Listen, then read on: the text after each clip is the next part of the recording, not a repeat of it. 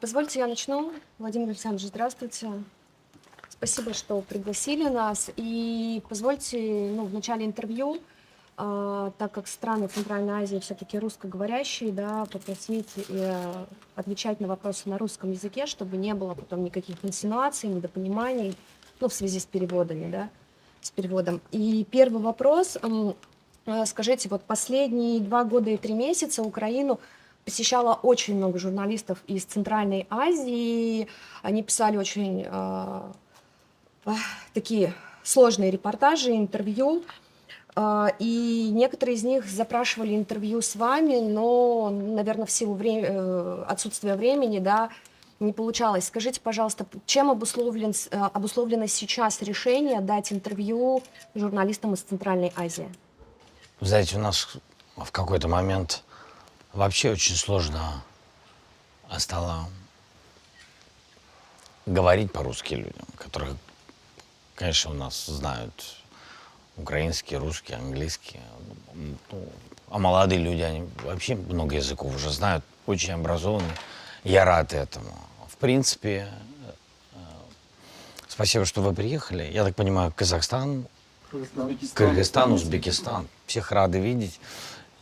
Вот вам пример. То есть вот таких ежедневные удары страны Россия, которая считали другом и соседом долгие годы, вот харьковчане, к примеру.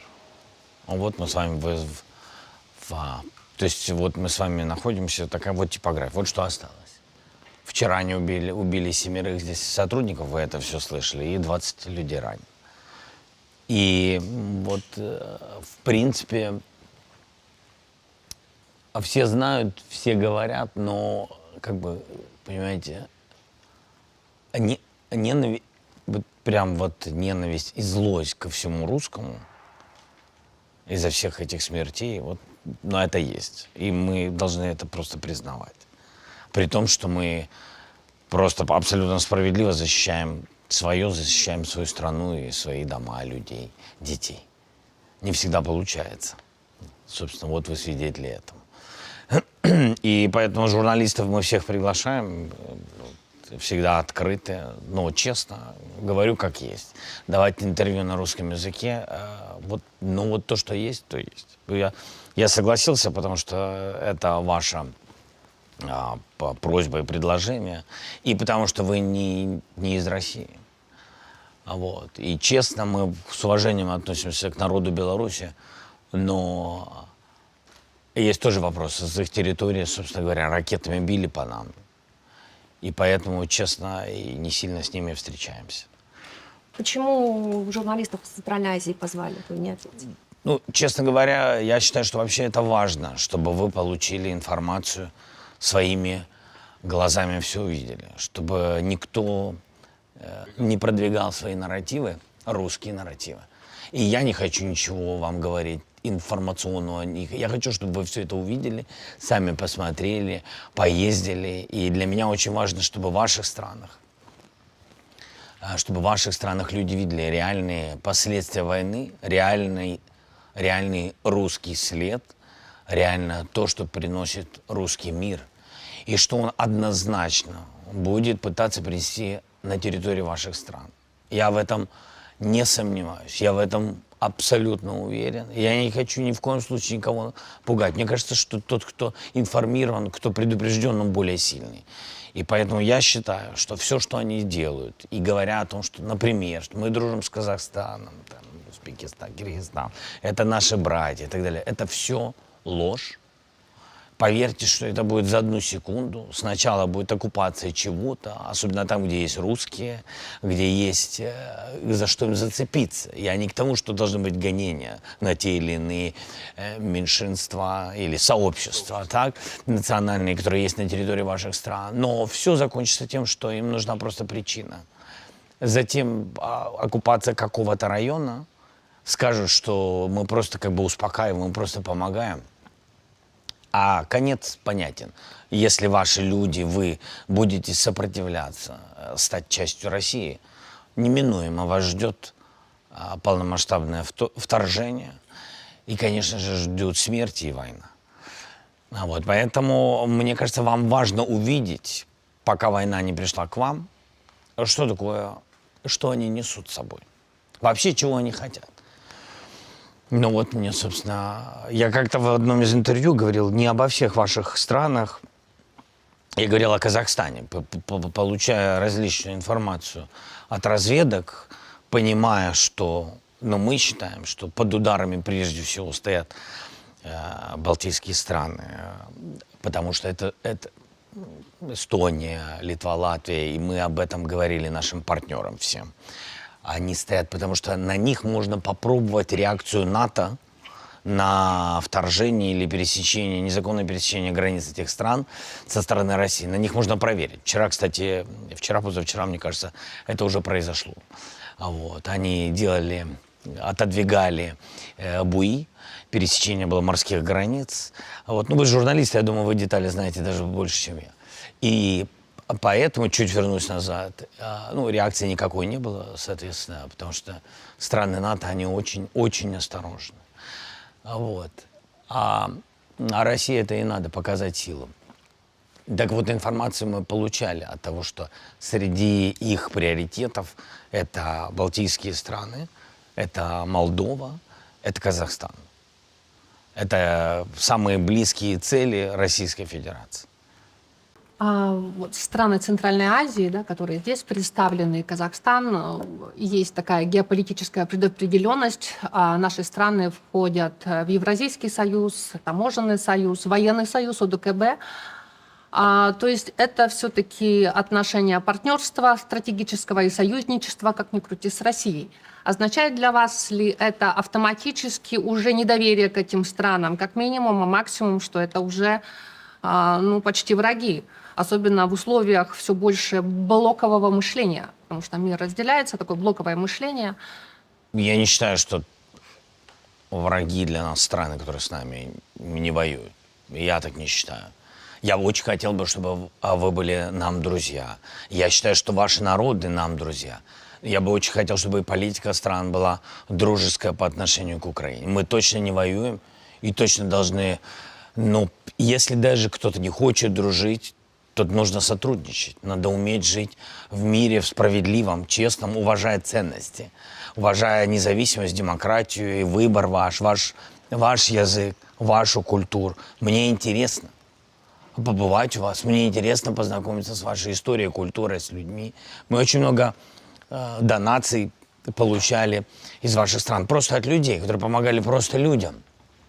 И мне кажется, что много всего общего исторически есть. Но я в этом вижу, когда мы возвращаемся к истории, я ищу всегда, что может объединять наших людей, а не что может нас разъединить. Поэтому я вижу в этом, честно, позитив. Что касается союза, военный, стратегический с Россией, стратегического союза с Путиным не может быть ни одной из ваших стран. Вы все под ударами 100%. Сегодня ОДКБ и так далее, это все на самом деле возможность влиять на ваши страны. Ваши страны сегодня не влияют на политику Кремля и на Россию. Россия больше и экономически, и вооруженно сильнее, чем ваши страны. А это всегда для них возможность, максимальная возможность ограничивать вашу независимость. В любом случае это так. И поэтому я считаю, что эти связи ваших государств на уровне лидеров с Россией именно из-за того, что они пытаются балансировать. Они пытаются, они боятся. Они боятся Путина. Ну, это же пример не Средней Азии, вообще не только азиатского направления или глобального юга. Это вообще долгое время тенденция была всего мира. Все находили баланс с русскими, с их политикой экономической, милитари и так далее, для того, чтобы не будить зверя. А дело в том, что зверь никого не спрашивает, он просыпается, когда он хочет. То есть Путину абсолютно наплевать на вообще понимание человеческой жизни. Мало того, ему наплевать вообще кто на каком языке говорит, все это бравады и все. А на самом деле ему наплевать же и на своих. и цивильных, и военных. Вот смотрите, Харьковская прорыв их направлений Харькова, вот который был там, сколько уже прошло, дней 20, да? Ну, 2 недели, чуть больше. Жертвы 1 к 8. 1 украинец, 8 русских. Военные жертвы 1 к 8. Ну, скажите, пожалуйста, это что, где-то там дается эта статистика? Или ему это интересно или нет? В неделю порядка, до этого в неделю порядка было там 2-3 тысяч, то, что я постоянно получаю, всю аналитику русских военных убитых. То есть 2-3 тысячи семьи потеряли своих там детей, да ему наплевать. Я просто не могу, вы журналист, я бы другое, честно говоря, слово употреблял бы вместо наплевать. Абсолютно, понимаете? Он ничего, он в это время в бане. Или где он там, в СПА, которые нам показывали там не единожды. Поэтому он в это время занимается совершенно другим. Но ручки свои маленькие не отмоет, конечно же, от всего этого кровопролития. И в любом случае будет ответ. И в любом случае он будет справедливый. Вопрос, чтобы мир не посыпался. Вы одни из проводников, потому что вы журналист. Мир должен объединяться. Не выдержит ни одна из стран, ни Киргизстан, ни Казахстан, у которого хорошие связи с Китаем. Никто не выдержит полномасштабной войны с русскими в одиночку. И Украина не в одиночку. Украина борется со своими людьми. Она сама. В начале полномасштабного вторжения мы были одни и были сами. Потом мы договорились с партнерами, где-то санкции, где-то оружие и так далее.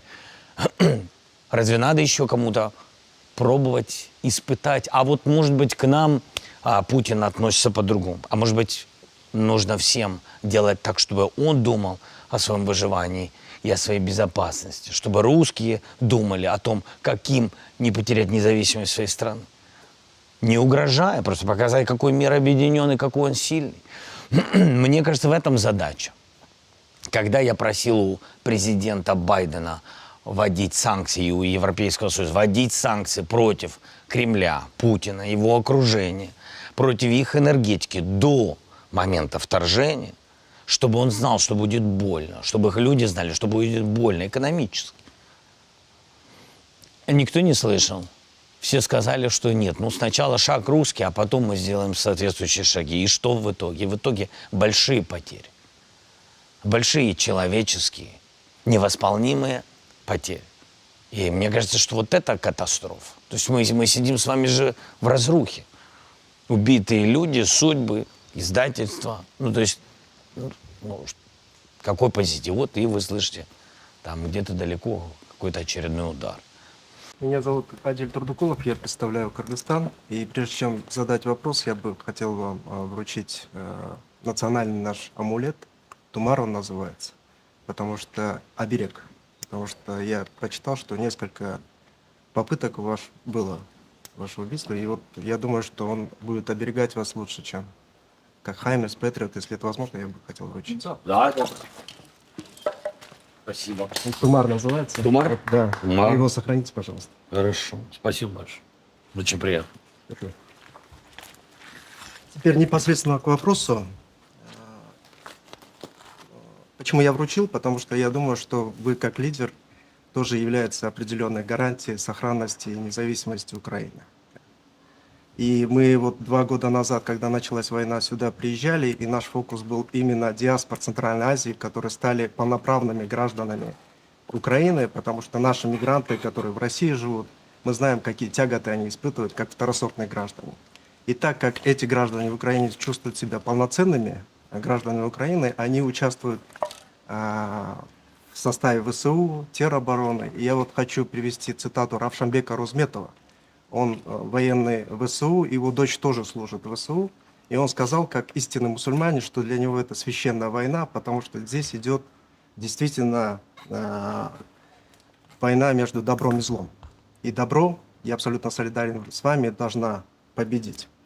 И я хочу личное признание сделать, что я назвал своего сына Туран именно в честь мусульманского батальона, который воюет за независимость Украины, потому что я уверен, что независимость и суверенитет Украины – это равно независимости и суверенитета стран Центральной Азии, и включая моего Кыргызстана, моей страны.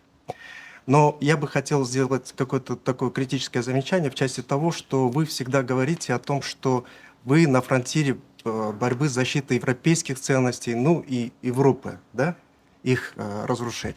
Но мне кажется, вы на переднем краю именно сохранности стран бывшего Советского Союза, как вы правильно заметили, стран Прибалтики, Молдовы и стран Центральной Азии в том числе. Поэтому я бы хотел опять, чтобы вы донесли, что бы вы хотели донести до лидеров и стран Центральной Азии, потому что мы, как страны, занимаем нейтральную позицию в отношении войны в Украине. Мы и не поддерживаем, мы не отрицаем. Но в то же время усиливается давление Запада и Украины, в том числе на страны Центральной Азии, чтобы мы не обходили санкции. Поэтому вот между двух огней попытка вот сохраниться, это увенчается для нас успехом или нет? Вот про это расскажите. Я считаю, что нет. Ну, потому что не просто между двух огней. Я не считаю, что мы и там, мы как часть, я верю в это, будущего Европейского Союза, это не между двух огней. Мы не являемся этим огнем. Я знаю, что ваши страны Центральной Азии, абсолютно, я уверен, что мы не только друзья, у нас абсолютно одинаковые ценности, мы так одинаково любим детей, одинаково любим свободу, просто жить. И мне кажется, что это как раз вот про это. Мы боремся за то, чтобы просто жить. И мы за жизнь боремся. И я уверен, что любой человек думает о том, чтобы жить. Но так, как он хочет. Ведь это же нас и отличает от рабства. А иначе что вообще? Что мы защищаем? Вот. Просто свой выбор. Нам родители дали же эту жизнь, да. И точно не Путину ее отбирать, не Путину решать, как жить и так далее. Мне кажется, что это то, что нас объединяет. Экономика, санкции, то, где ваши страны или политические лидеры балансируют, ничего не дадут. Что они выиграют? Деньги. Ну, сегодня есть, завтра нет. Послезавтра вы нашли какую-то энергетику альтернативную, там, нефти, газа. И, собственно говоря, те, кто на нефти и газе зарабатывают, перестали зарабатывать. Все это синусоидально. Но ценности, они вечные, дружба между людьми, уважение. Мне кажется, вот эти вот моральные ценности, они очень важны. Что мне кажется, что у лидеров ваших не совсем баланс. Вот я считаю, что они все-таки больше в русскую сторону из-за страха перед Кремлем. Объясню почему. Но вот я вам приведу пример. Я очень надеюсь, что это поменяется. Я вообще не к тому, чтобы кого-то упрекать. Смотрите, мы свой выбор сделали, мы боремся. И я просто делюсь тем, что наболело. Вот вам пример. Мы делаем саммит мира, мы делаем какие-то первые шаги. Они как у ребенка маленького, они первые неустойчивые, но важно, чтобы их поддерживали, да? И это правильные шаги, и они точно вперед, они точно к миру, они точно не к войне. И вот вам пример. Мы приглашаем лидеров абсолютно свободно, всех лидеров, которые раньше за одним столом не сидели, у кого-то свои интересы, кто-то вводил санкции, кто-то не вводил. Мы пригласили всех. Так же, как и лидеров Центральной Азии. Мы всех приглашаем и хотим видеть на этом саммите. Что тут страшного? Тут страшно только одно, что не будет Путина. Все. То есть представьте себе, может ли Путин из-за этого танками поехать на одну из стран Центральной Азии? Из-за этого? Нет. Этого мало. Тогда скажите, чего боятся те, кто не присоединяются? Боятся потерять что-то. То есть даже боятся потерять отношения с сегодняшним Кремлем. Вот мне кажется, что это не помогает закончить войну. Потому что представьте себе, что одна из ваших стран, не дай бог, в ситуации нашей, как бы ваши страны, ваш народ смотрел бы на те страны, которые не поддерживают. Ну, то есть поддерживают, но там не присоединяются. Ну, окей, санкции вводит правительство, да, но ведь саммит мира, это же про мир. Это же вообще про диалог. Да. То есть представьте себе, что вы в одиночестве в войне против, неважно какого агрессора. Но мне кажется, что это слабость. Вот это слабость. И, конечно же, мы хотели бы, чтобы лидеры центральноазиатских стран, чтобы они были обязательно, чтобы они поддержали само событие. И я даже не против, если они скажут, смотрите, у нас видение свое. Ну хорошо, свое, ну скажи его. Уважаемый президент, меня зовут Азамат Сабеков, я журналист из Кыргызстана. У меня более локальный вопрос, простой такой, прагматический.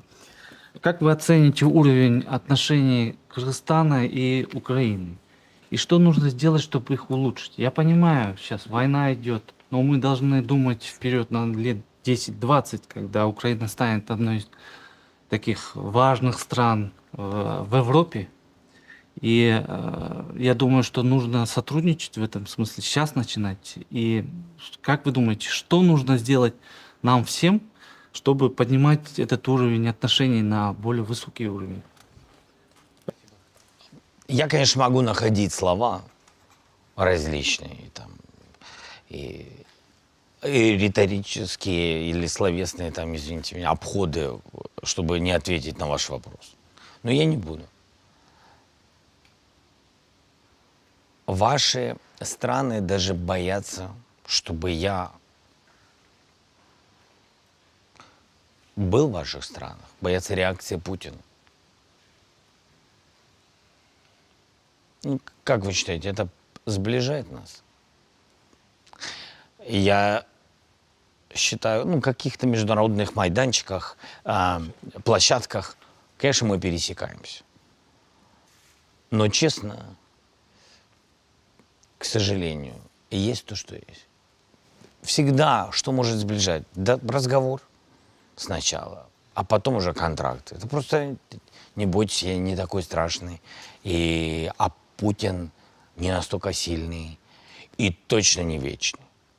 А все ваши страны, народы, все переживут Кремль, и все переживут Путина, и 100%, да. Ну и как бы, поэтому я тоже думаю, что нужно думать о том, что будет через 10-20 лет между людьми наших стран.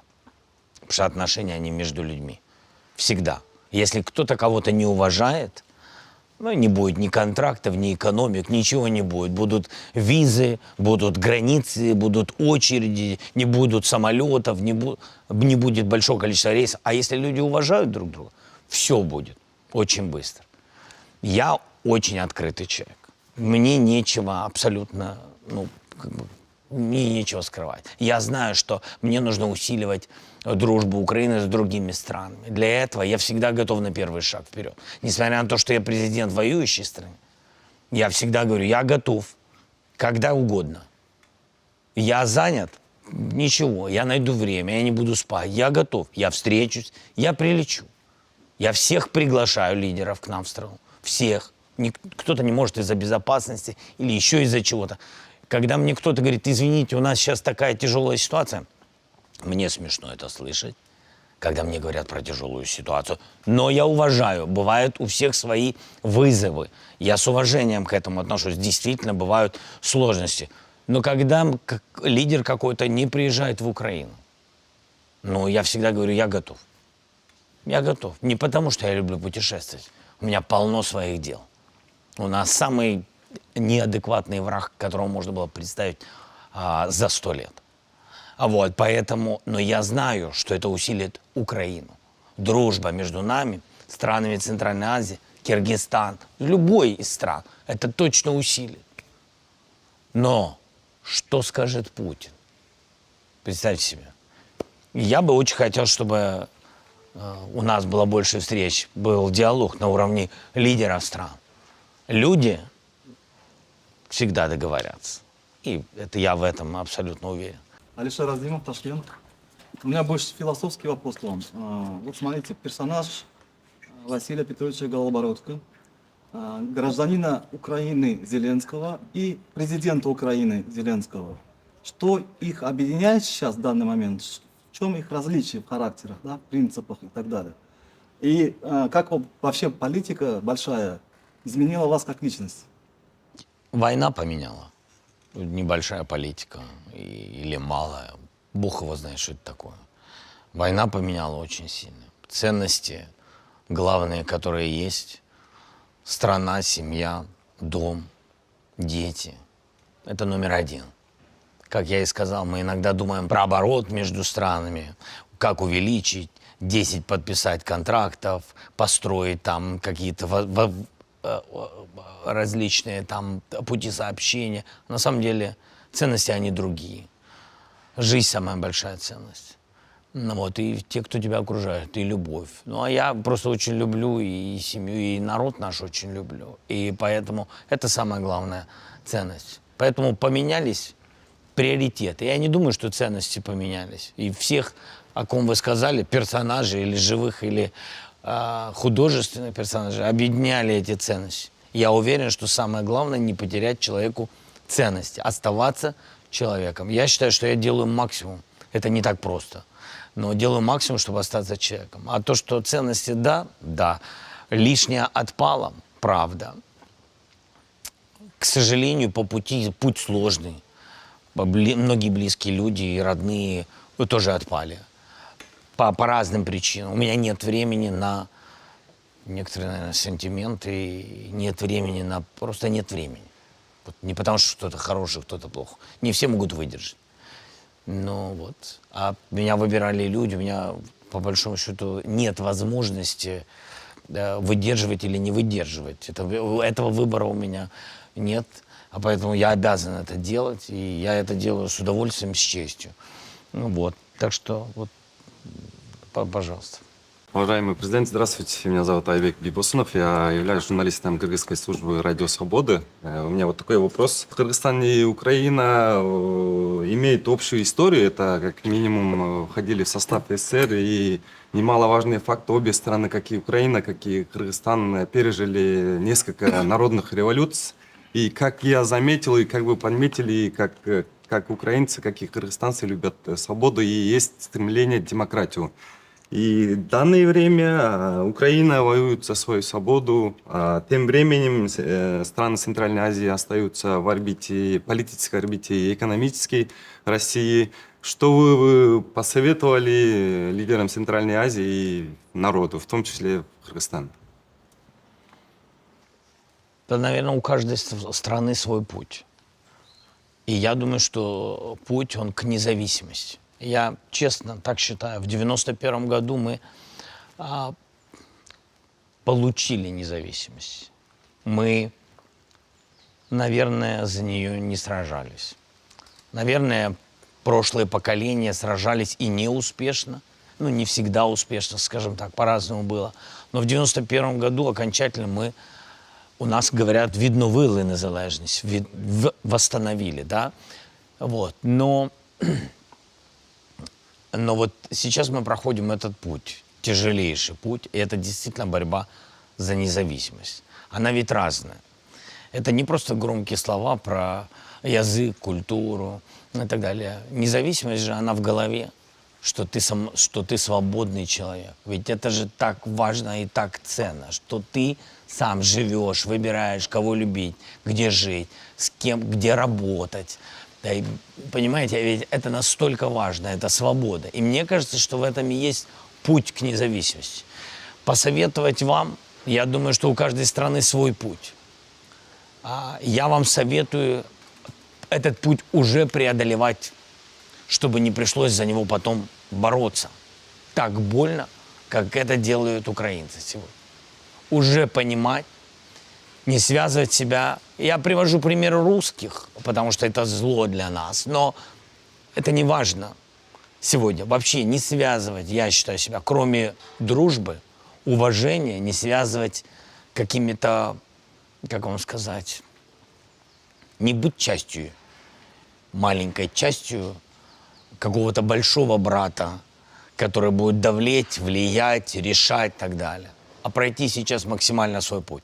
Иногда не все наши страны могут там похвастаться полезными ископаемыми, которые дают тебе абсолютно, там, даже без технологий, дают тебе огромные деньги, и так далее. Ну, есть примеры стран, которые технологически, не имея полезных ископаемых, не имея энергетических ресурсов, золота и так далее, стали высокого уровня в мире, потому что они независимы.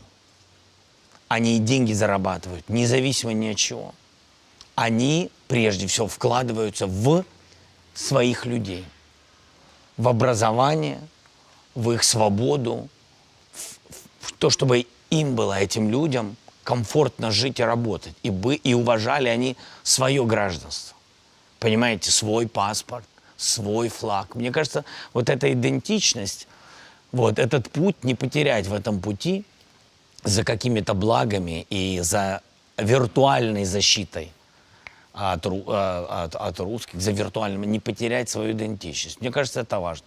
Украина много раз находила, теряла, забирали в основном у украинцев. И она всегда вот была балансирует. Сейчас мы не балансируем. Мы независимая страна, которая борется за свою свободу против русского зла. И мы однозначно, все равно мы победим.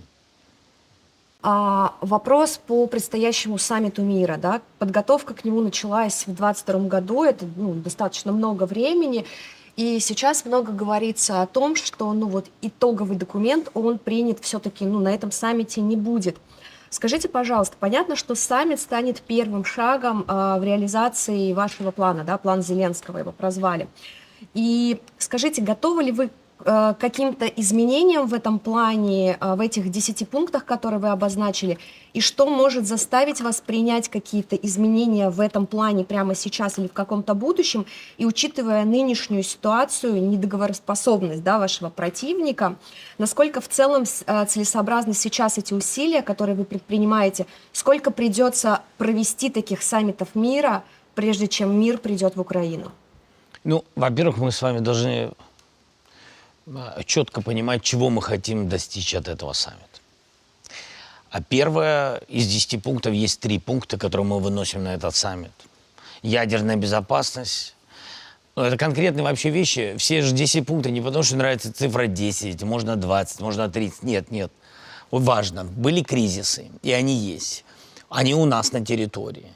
И именно из-за того, что Россия это все к нам принесла. Я считаю, что мы должны быть изначально фундамент к любому миру должна строить страна, которая, простите, жертва. Жертва – это Украина. Мы знаем глубоко, что нам принесла эта война. Поэтому мы хотим на это обратить внимание. И мы имеем тут первое право. Я так считаю. Чтобы кто ни говорил, и чтобы кто не считал, у кого какой есть опыт мирных актов и так далее, исторический. Поэтому мы показали эти пункты и показали решение, как мы видим. Но мы открыты. 3 пункта мы выносим, которые объединяют все страны. Потому что многие страны, которые балансируют между Украиной и Россией, они говорят, есть сложные вещи, которые без русских не решаются и так далее. Вот мы отодвинули в сторону то, что может быть, знаете, как это, разъединять страны. Мы взяли 3 пункта для первого саммита. Первый пункт. Ядерная безопасность энергетическая. То есть у нас оккупирована сегодня станция, 6 блоков. Не раз об этом говорил, что это может быть 6 Чернобылей. Там украинский менеджмент работает, руководит всем, технари украинцы, руководят всем русские. Дети их, они действительно в России, они заложники. Дети украинского персонала. Они просто их не выпустят. И поэтому наши люди там как рабы, как на галерах. Они там пашут. Да. Я не знаю, кто из них умер, кто не умер. В какой-то момент был контакт, был телефон, разрешалось давать какие-то сообщения, что ли, хотя бы человек жив. Этого ничего нет. Значит, вот мы имеем ситуацию с этим. И есть у нас, вы знаете, всего, включая эти оккупированные блоки, у нас 15 блоков в Украине. То есть это серьезнейший вызов, учитывая то количество ракетных разных ударов, которые беспощадно и хаотично по-разному. Но главное, что самое страшное, ежедневно наносит Россия. Поэтому ядерная безопасность – один из пунктов. Пункт номер 2, да, food security. Это продуктовая безопасность, продовольственная, да, продовольственная безопасность. Значит, смотрите, тут все заинтересованы. У нас был зерновой коридор, мы показали, как можно договариваться, но без возможности для русских блокировать. Мы договорились с ООН и с Турцией, и вот формат был договорен, как это можно делать в Черном море. И после этого этот документ они показали русским, они что-то там смотрели, говорили, что они на что идут, на что не идут. Тем не менее, мы вышли на два разных документа одной группой людей, и коридор начал работать. К сожалению, русские поняли, что у нас получается, ну, блокировали, а оно все равно получалось, потому что был документ, и поэтому они решили другой путь. Они выскочили из этого коридора, выскочили из этой договоренности. Но с кем? Не с украинцами. Почему они так долго решались? Как выскочить, но долго решались? Потому что у них договоренность была с ООН и с Турцией. Это еще раз меня максимально толкало к тому, что сначала должен быть договор с большим количеством партнеров, а потом эти партнеры, пожалуйста, несите это русским. Давите на них. Пожалуйста. Нет проблем. И тогда им будет очень сложно выскакивать из договоренности, особенно если там представители больших стран, особенно стран, которые до этого балансировали, особенно страны, которые имеют экономические интересы, взаимные с русскими. В этом-то и глобальная идея. Не в количестве пунктов, а в структуре договоренности. План, а потом русским. Третий пункт, например, это обмен. Всех на всех. Казалось бы, как же это несложно? Ну, что же тут сложного? Мы же меняем всех на всех. Но ведь это же справедливо. И когда твоих уже 1000 людей у нас, ну, что тебе... Потому что они просто против любых шагов вперед к окончанию войны. Русские против. Поэтому это третий пункт гуманитарный. Он является третьим пунктом на этом инаугурационном саммите. Мы его назвали инаугурационный, но мы хотим не просто поздороваться, мы хотим иметь хотя бы 3 пункта, чтобы мы хоть как-то двигались вперед. Food security, если у нас будет несколько стран, включая турков. Да, пожалуйста, у нас есть пример зерна, а теперь свободная навигация, так? И, пожалуйста, все же базируется на статьях статута ООН, так? Поэтому мы там ничего не придумаем, нам ничего не надо лишнего. Вот как есть международное право, как показывает эти пути, так давайте так исследовать. Вот эти 3 пункта, мы считаем, что мы способны большей частью стран, большей частью мира поддержать эти 3 пункта. И с этим коммюнике и выйти из первого саммита, что у нас есть понимание по этим 3 пунктам. Гуманитарный пункт, там не только обмен, там еще возвращение детей, которых Россия силой вывезла на территорию Российской Федерации. Это 1000 детей, и этим надо, чтобы кто-то занимался. Ни одна из институций ООН не занимается сегодня этим пунктом. Не способны. Или нет допуска, или боятся русских, или не способны. Детей возвращают сегодня разными форматами. Мы возвращаем детей. И вот катарцы нам помогали, и так далее. Вот. И поэтому вот 3 пункта. И будут страны, которые будут ответственны за эти 3 пункта, проработать после саммита технически, по деталям, мелким деталям, наши шаги выполнения этих 3 пунктов. Это самое главное, чего я жду от этого саммита. И, конечно же, есть еще один аспект, который опасный. Неприезд лидеров – это сегодня, по всем данным, всех разведок, абсолютно везде, этим занимаются русские. Это максимально сорвать возможность приезда лидеров. Максимально показать нелегитимность этого саммита. Показать, что большая часть лидеров, вот, и дай бог, ваши лидеры тоже нас услышат, вот, большая часть лидеров не поддерживает этот саммит. Для того, чтобы уйти от любых шагов к окончанию войны и забрать инициативу в свои руки для того, чтобы базироваться на их снова ультиматуме по окончанию войны. Но я просто хочу всем напомнить, как бы это ни было, они сейчас срывают, мы знаем, кого они просят, с какими странами встречаются, их диалоги с Китаем.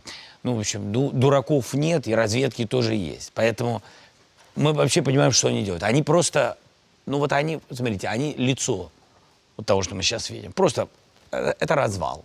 Это вот такой вот совок, сам по себе совок, да, который не способен убрать мусор в своем доме, а лезет в чужой дом. Поэтому это вопрос их желания постоянных разрушений, а не созидания. Вот. Но, тем не менее, мы проведем саммит. Как бы сложно нам ни было, мы проведем его. Вот, как бы они ни хотели. Конечно, нужно максимальное количество людей. Если нам удастся, и русские это понимают, если нам удастся договориться про 3 пункта, об этих 3 пунктах, и если нам удастся потом технически разработать выполнение их, естественно, все скажут, что «а что дальше?» Так, может быть, давайте тогда все остальные?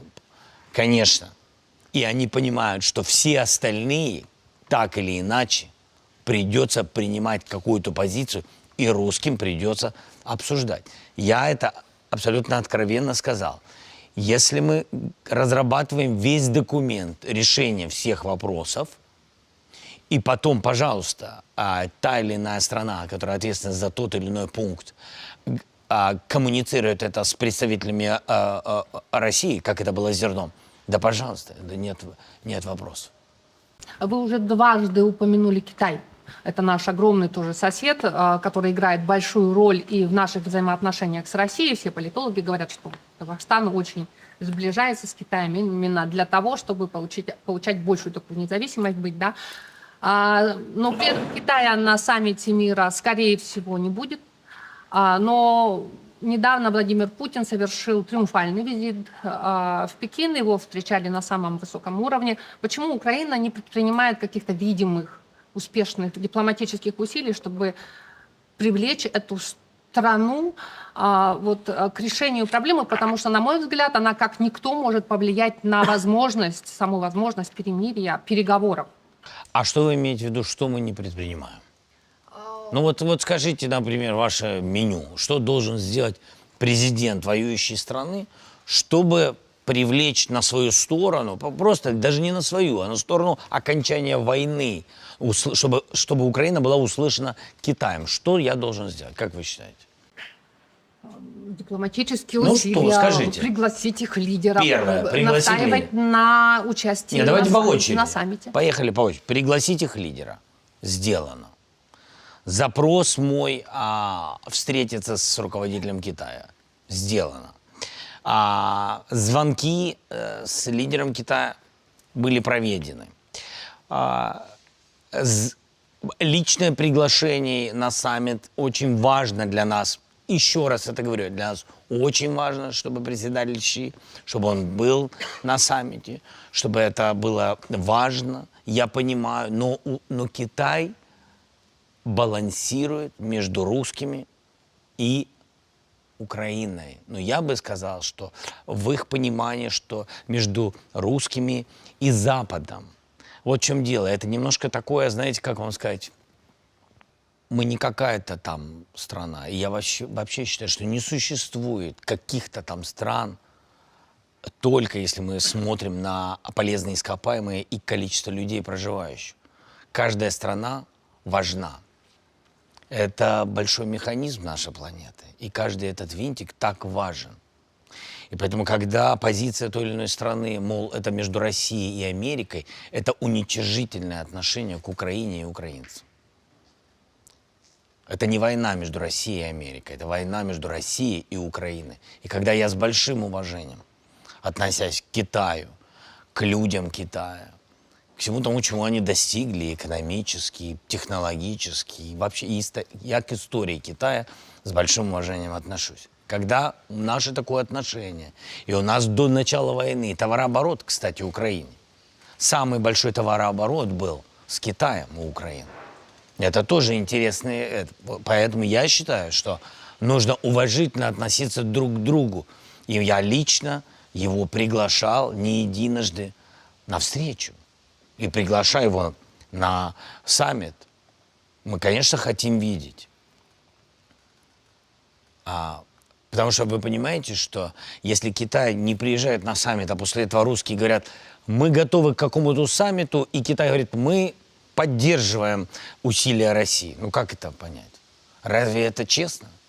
Разве это балансировать между?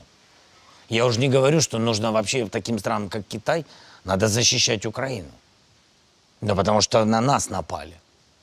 Потому что когда Китай говорит о территориальной целостности, это самое важное. О территориальной целостности, уважать нужно территориальную целостность, так разве это не есть первым, что нарушила Российская Федерация под руководством Путина?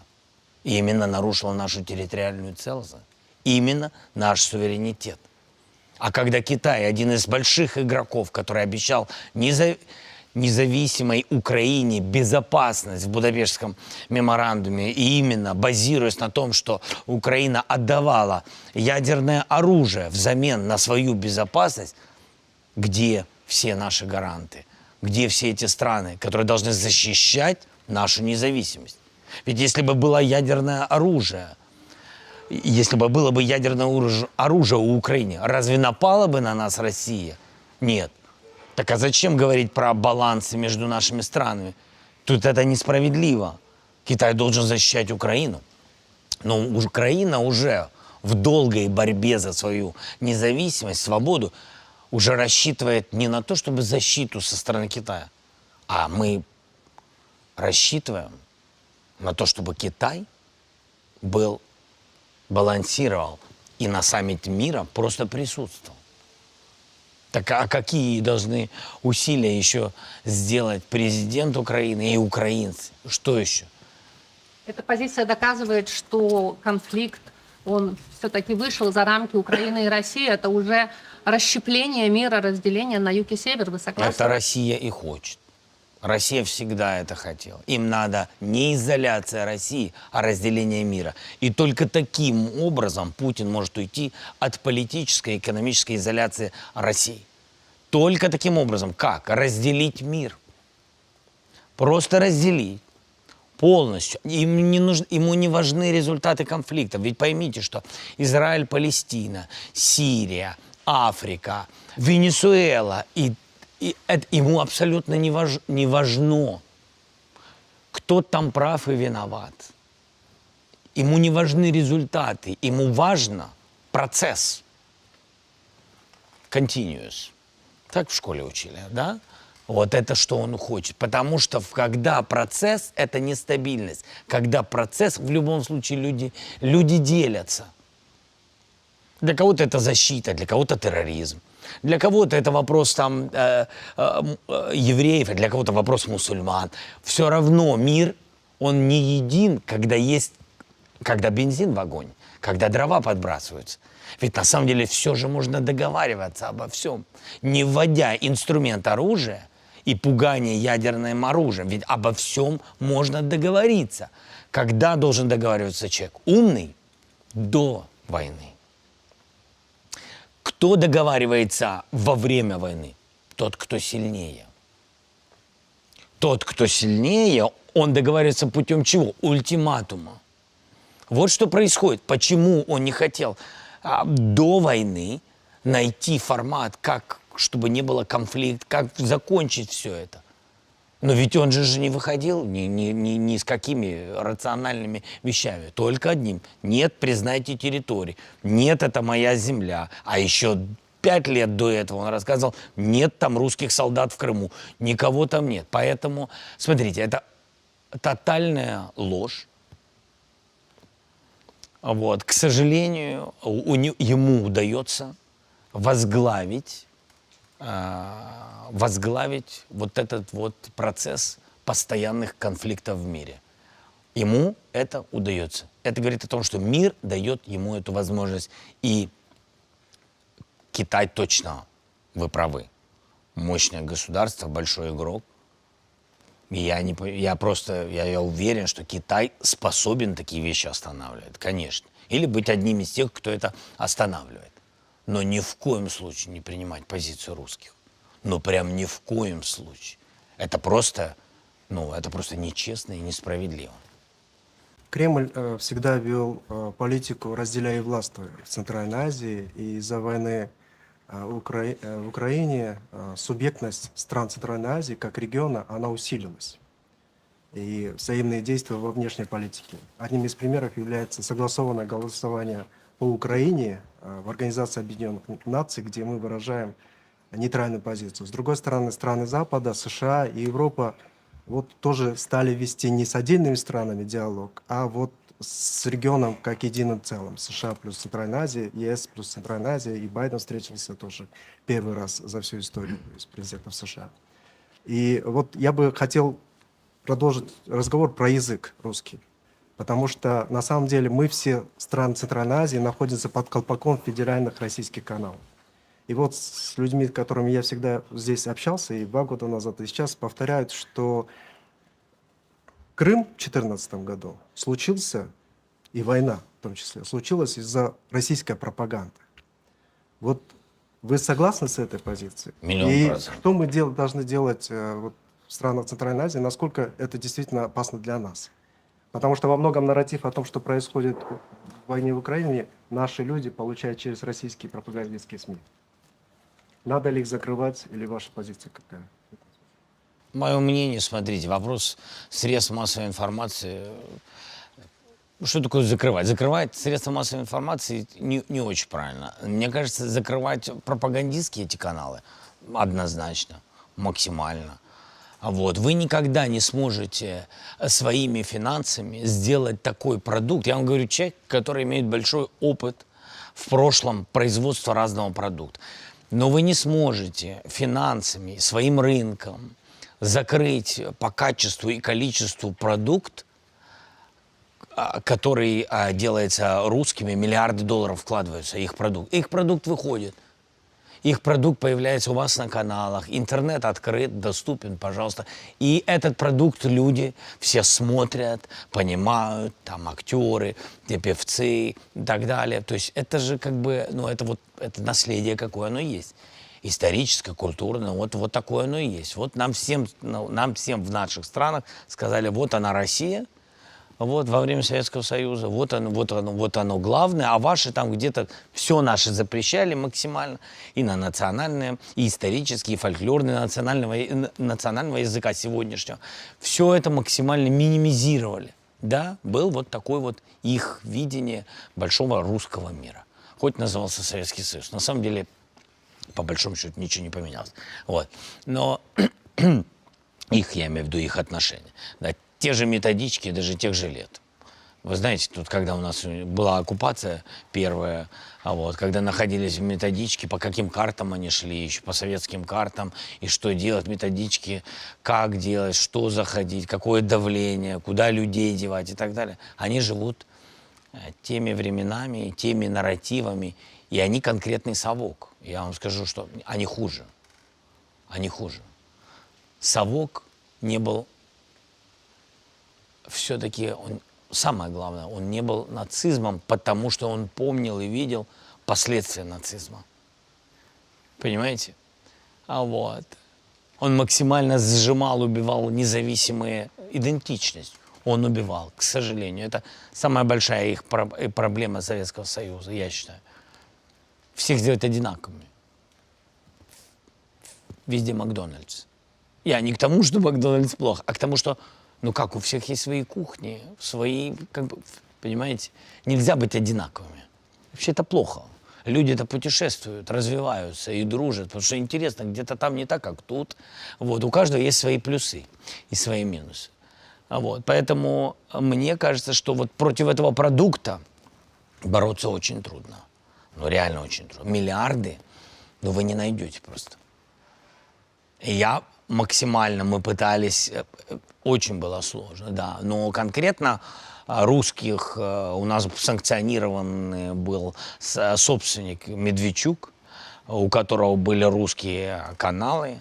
У него русская партия была, конкретно вторая партия в парламенте по величине. Ну, да, санкционировали его, мы закрыли его канал, и это правда. Но это было еще до вторжения, понимая, куда они тянут, понимая, что происходит. Но тут должен быть, знаете, как українською мовою суспільний договір. Так? То есть общество должно как бы понимать, что это надо. Лидер должен понимать, что это. Ведь на самом деле все же идет как бы...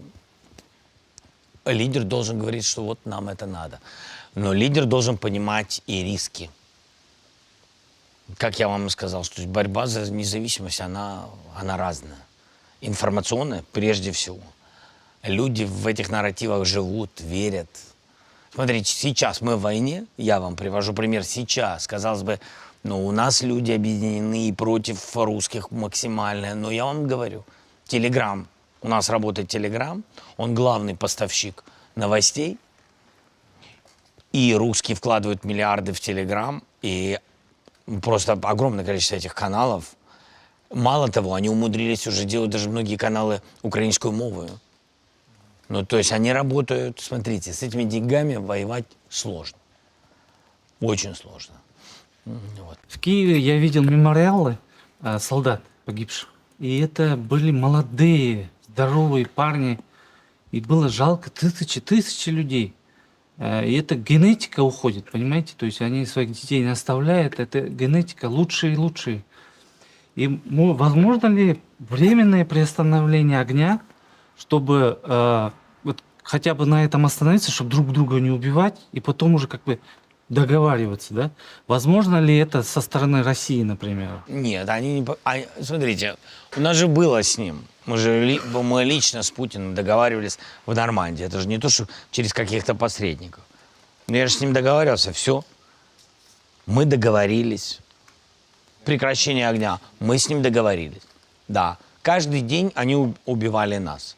То есть мы договорились, и не было массовых убийств. Да, но в чем их ситуация? Не хочу это называть как бы их фишкой, их лицом. Да? Знаете, они отправляли снайперов тренироваться.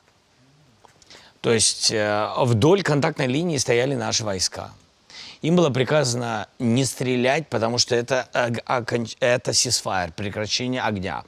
Артиллерия, тяжелое оружие, никто не стрелял. Значит, они отправляли снайперов. Это у них называлось, у нас же все эти перехваты записи, у них это называлось охота. Выходили 20-30 людей, снайперов, они шли, они неделю тренировались. Их забрасывали из сирийского контингента. Они шли, просто убивали наших людей. Я перезванивал, мы созванивались. Да, мне отвечали с той стороны, ну что ж, мы остановим, все должно быть. То есть убийства были постоянно. Это постоянное такое, знаете, это как... То есть держать тебя постоянно в напряжении, всю эту страну.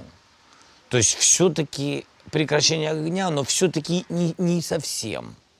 Прекращение огня, ну так, как мы хотим, так, как с какой ноги мы сегодня встали, в каком настроении, понимаете? И в этом есть проблема. Теперь смотрите, в нашей сегодняшней ситуации прекращения огня, в чем была ошибка допущена ранее, после их вторжения 2014 года. Там, где они стали, туда они подтягивают технику и потом делают несколько шагов вперед. Опять подтягивают технику. Это называется повзуча украинскую оккупация. Это то, что они делали. Никто там, отвод войск, все эти разговоры, что было в Минских соглашениях, это все ерунда. Абсолютно никто, они это не придерживались и близко. Это я вам говорю, это не просто, я в 2019 году стал президентом. Ничего не происходило. И я со всей моей энергией, да, давай этот кусок разберем, этот кусок. Убийства продолжались. Где-то нам повезло, потому что нужно было показать миру, что работаем. Вот нам на первой встрече в Нормандии мы договорились, и мы вернули больше 100 человек домой. Вот вроде как открыли. После этого все. Опять стрельба. Вот, собственно, то, что и было. Да, поэтому прекращение огня сегодня, смотрите, как оно будет выглядеть. Прекращение огня, если бы это было на линии границ, это да, в этом есть, в этом есть резон. А теперь смотрите, что он делает. Вот он сейчас зашел в харьковское направление, до 10 километров они прошли, да, просунулись. И вот они стали. И если, например, у нас здесь прекращение огня, значит, тяжелая техника, которая не подошла, они не смогли подойти из-за нашей артиллерии. Тяжелая техника, потому что они были уничтожены. А значит, прекращение огня, их тяжелая техника будет подъезжать. Мне сказал, не хочу там говорить сейчас, какой лидер. Он сказал, давай сейчас вот остановим на какой-то период и посмотрим, как. Я говорю, хорошо, скажи мне, кто берет ответственность, что русские не подведут технику на нашу территорию? Он говорит, ну мы же будем видеть спутник и так далее. Я говорю, подожди, а как ты остановишь их физически? Ну как ты остановишь? Ты хочешь показать всему миру, что мы сказали о прекращении огня, они выдвинули технику, они за сутки дойдут. За сутки ты не успеешь, а ты только сутки будешь взывать к их порядку, к договоренностям, которые были и так далее. Поэтому для нас это очень опасно. Очень. Есть внешние, да, там обстоятельства и так далее. Есть же внутренний враг, да, это коррупция, которая убивает все в своей стране. Как у вас поставлена работа по системности, по борьбе с таким явлением, как коррупция? А как у вас? Он по-разному. Как у вас? А у нас в квартире газ. Да.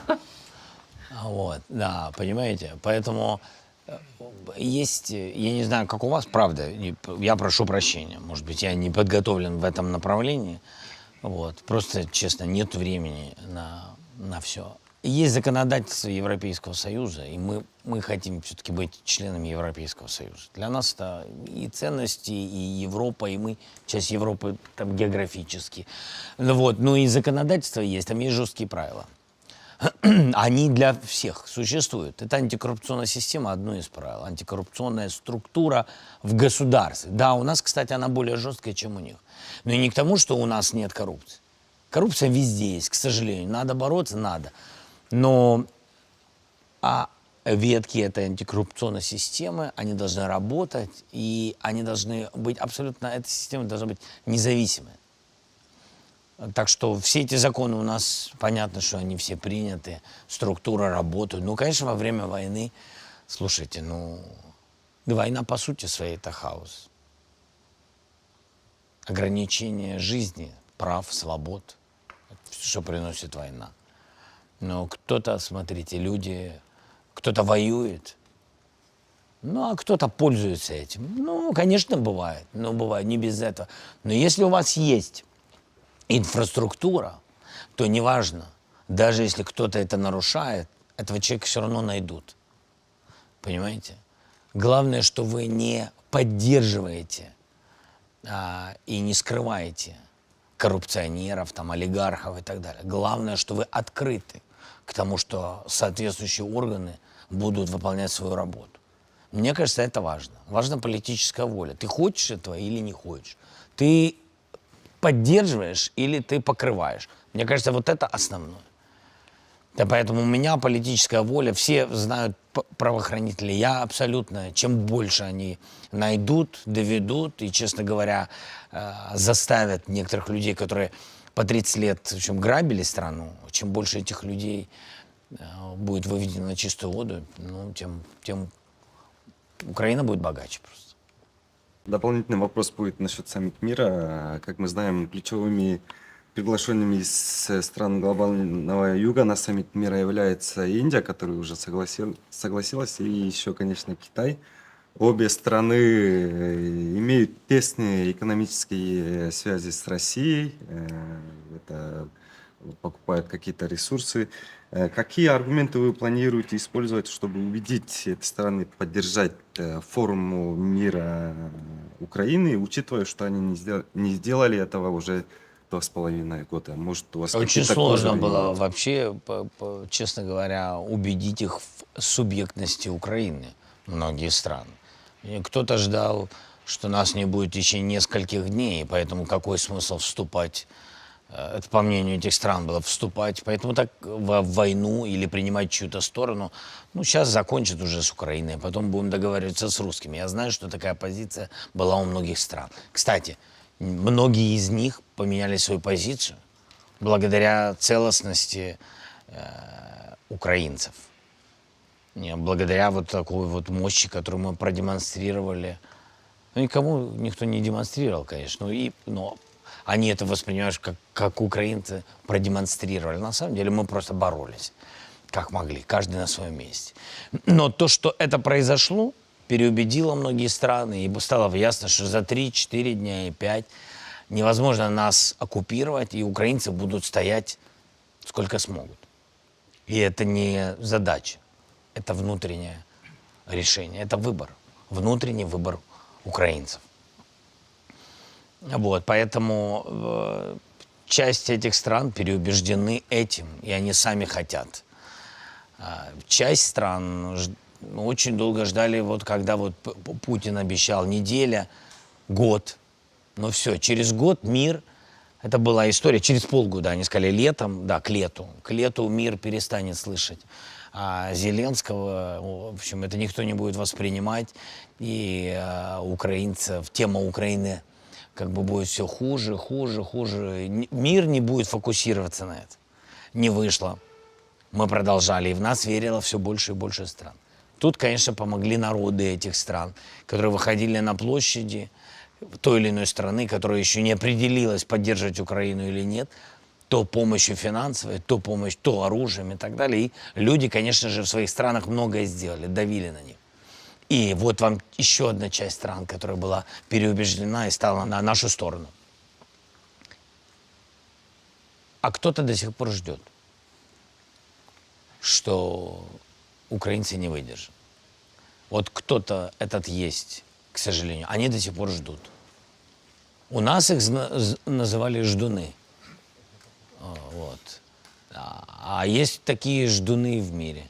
Все ждут, когда ж Путин уже покажет свою, продемонстрирует.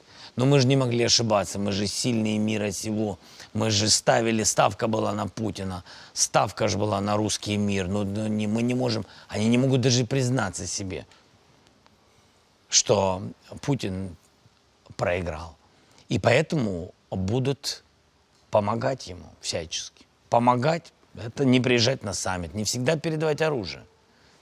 Где-то какие-то передавать там возможности, чтобы давать возможность обходить санкции, чтобы он производил больше оружия. Ведь на самом деле в его ракетах-то элементы разных стран мира. Это точно не его отечественное производство. Поэтому как-то обходятся же эти санкции. Как-то есть страны, которые делают большие поставки. Есть страны, которые импортируют очень много энергоресурса России. А ведь если бы не импортировали, да, было бы непросто. Да, но у русских бы не было столько денег. Денег для того, чтобы покупать информацию, покупать информационные агентства, для того, чтобы распространять нарративы не в Украине, тут же бессмысленно, да, а в ваших странах. Ведь откуда эти деньги? Что русские такого делают? Какие их великие технологии, что весь мир покупает? Что они такого изобрели? Но вот на самом деле все их доходы, большинство из них, это энергоресурсы. А вот и все. Поэтому люди, страны, которые не перестают пользоваться энергоресурсами Российской Федерации, эти страны, как бы то ни было, помогают им обогащаться, помогают им делать вложения в эту войну, помогают вооружать русского солдата. Так или иначе. Да, не напрямую, но все равно. А что им сказать этим странам? Сегодня я им говорю, я их приглашаю показать, что они дипломатически, пусть не оружием, не финансово, они дипломатически готовы помочь миру, помочь украинцам. И если мы проиграем, точно пойдут дальше русские. Хотя я уверен, что он даже может, он не дождется, пока он нас сможет, просто он не сможет нас оккупировать. Я думаю, что все-таки он сделает выбор в то, что он будет эскалировать ситуацию в другие регионы и не дожидаясь результата войны в Украине. Я уверен, что он так сделает. Российский нарратив, который сейчас очень активно как раз-таки распространяется, про легитимность вашей власти, про то, что срок закончен, да, то есть мы тоже читали и законы, и Конституцию Украины, которая это помогает, но что вы можете ответить, беспокоит ли вас это, и какие настроения у населения Украины вот, по поводу этих высказываний? Ну, украинцы знают свою Конституцию, знают закон, понимаем, что эти высказывания нелегитимного президента Российской Федерации по поводу легитимности президента Украины, честно говоря, скучные, неинтересные. Все адекватные люди, которые умеют читать законы, а я считаю, что ты умеешь читать, ну так прочти, найди вывод, и все. Вот. Поэтому меня это вообще не сильно беспокоит.